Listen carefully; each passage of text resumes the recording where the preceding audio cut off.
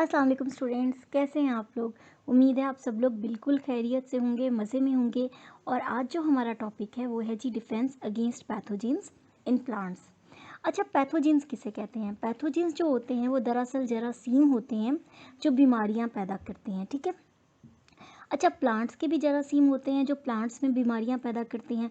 तो प्लांट्स उन जरासीम के खिलाफ किस तरह से रेजिस्टेंस शो करते हैं, किस तरह से अपना रद्द-ए-अमल शो करते हैं या खुद को बचाते हैं, इन स्ट्रैटेजीज़ को आज हम पढ़ने जा रहे हैं। तो चलिए स्टूडेंट्स, चलते हैं आज के टॉपिक पे। Warmly welcome to BioB. जी तो स्टूडेंट्स, बात ये होती है कि जो हमारे पौधे होते हैं वो भी दरअसल बीमारियों का शिकार हो जाते हैं। पौधे जो बीमारियों का शिकार होते हैं, उनके जो पैथोजेंस होते हैं वो वायरसेस हो सकते हैं, यानी कि जो जरासीम पौधों में बीमारियां फैलाते हैं उनमें वायरसेस शामिल हैं, बैक्टीरिया शामिल हैं, फंजाई शामिल हैं और डेफिनेटली लाइकन्स भी शामिल हैं। अच्छा, लाइकन्स किसे कहते हैं ये भी देख लेते हैं। लाइकन्स जो होते हैं वो एक ऐसा एसोसिएशन होता है जो फंजाई और एल्गी के इकट्ठे रहने से बनता है। ठीक है। जिसमें एल्गी जो होता है वो फंजाई के लिए खाना बनाता है और जो फंजाई होता है वो एल्गी को प्रोटेक्शन या तहफ़्फ़ुज़ देता है। ठीक है। तो कुछ लाइकन की भी स्पीशीज़ होती हैं जो पौधों में बीमारियां फैलाती हैं। ठीक है। तो पौधों में बीमारियां वायरसेस, बैक्टीरिया, फंजाई या फिर लाइकन्स की वजह से पैदा होती हैं। अच्छा, पौधे जो हैं वो एबनॉर्मल डेवलपमेंट भी शो करते हैं। ठीक है। यानी कि जो हम बात करते हैं ना कि एबनॉर्मल डेवलपमेंट्स जो हैं वो ह्यूमन बींग्स में होती हैं, तो इसी तरह से एबनॉर्मल डेवलपमेंट्स पौधों में भी होती हैं।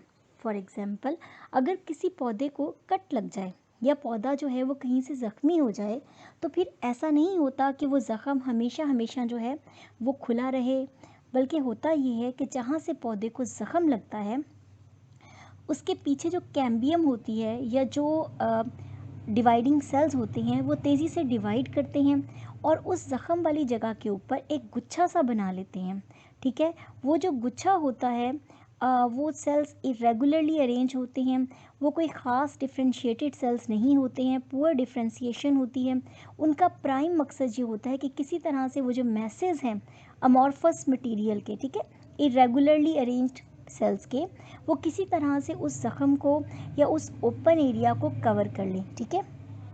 तो जनरली ऐसा होता है कि बार्क या एपिडर्मस वहाँ पर ज़ख़म लग जाता है, कट लग जाता है किसी वजह से, तो पौधे के अंदर जो कैम्बियम होती है वो एक्टिवली डिवाइड होके एक गुच्छा सा बना लेती है सेल्स का। जो सेल्स इरेगुलरली अरेंज होते हैं, लूजली अरेंज होते हैं और पुअर डिफ्रेंशिएशन होती है, उस जो मटेरियल होता है उसको फिर हम कहते हैं कैलस। ठीक है। इसी तरह से पौधों के अंदर कैंसर भी बनते हैं और ट्यूमर भी बनते हैं। अच्छा, ट्यूमर किसे कहते हैं? ट्यूमर का मतलब होता है किसी एक जगह के ऊपर सेल्स का एक गुच्छा बन जाए, कोई अनवांटेड सेल्स का गुच्छा बन जाए, उसको हम ट्यूमर कहते हैं। लेकिन ऐसा भी होता है कि ट्यूमर के सेल्स पूरे प्लांट की बॉडी में स्प्रेड हो सकते हैं।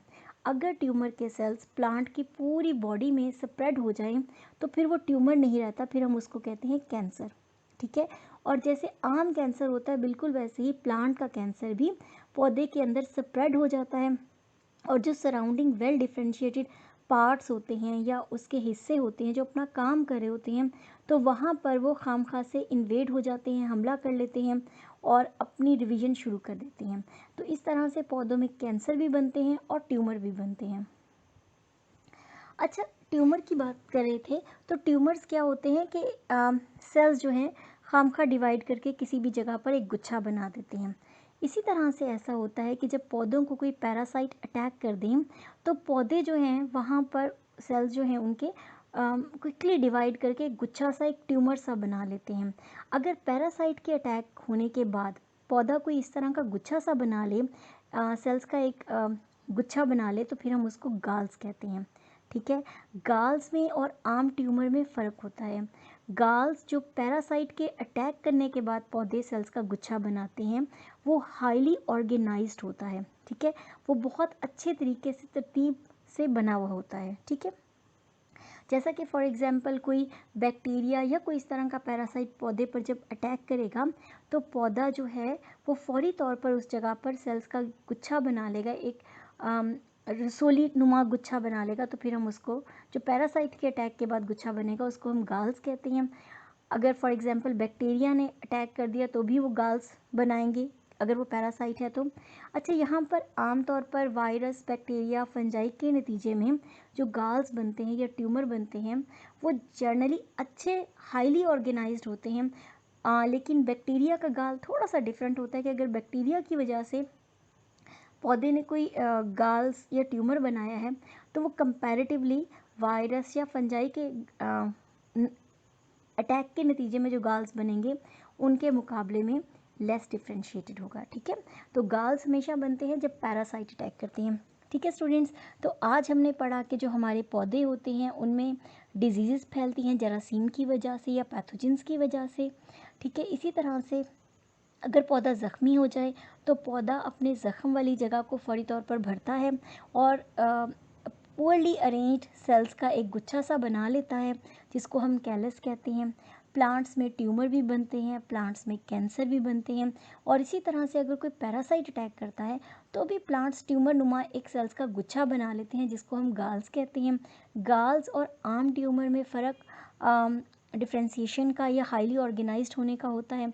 जो पैरासाइट के नतीजे में गाल्स बनते हैं या ट्यूमर बनते हैं वो हाईली ऑर्गेनाइज्ड होते हैं, लेकिन अगर हम उनको तरतीब दें तो जो गाल्स बैक्टीरिया के अटैक के बाद बनते हैं वो थोड़े से लेस डिफ्रेंशिएटेड होते हैं। चलिए स्टूडेंट्स, उम्मीद है कि आपको टॉपिक अच्छे तरीके से समझ आ गया होगा। विद दिस, अल्लाह हाफिज़।